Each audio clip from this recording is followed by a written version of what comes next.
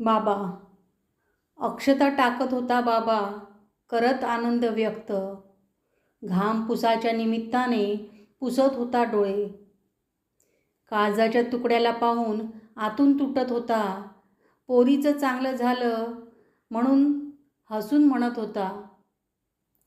अश्रूंचा बाण त्याने अडवून धरला होता. डोळ्यासमोरून लेकीचा चेहरा दूर होत नव्हता. लग्न लागल्यावर सारेच टाळ्या वाजवत होते. एक तोच मात्र आसवांमध्ये भिजत होता. लहान मोठ्यांना तो हात जोडत होता. लेकीला जीव लावा माझ्या, डोळे भरून सांगत होता.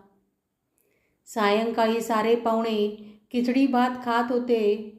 बापाचा हात मात्र न वाजणाऱ्या फोनकडे जात होता.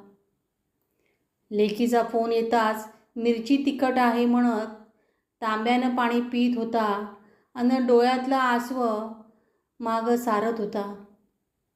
सुगी संपल्यावर पाखरांसारखा एक एक पाहुणा परतत होता.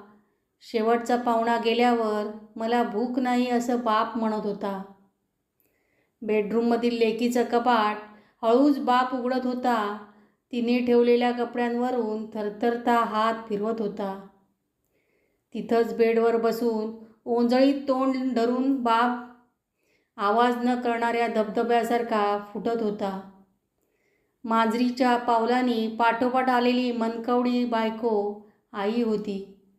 वय वाढलेल्या नवऱ्याला छातीची घट्ट धरून काळजाच्या तुकड्याला आठवून आसवांमध्ये भिजत होती ती.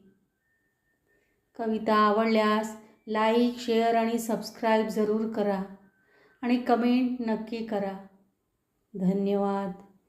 श्री स्वामी समर्थ.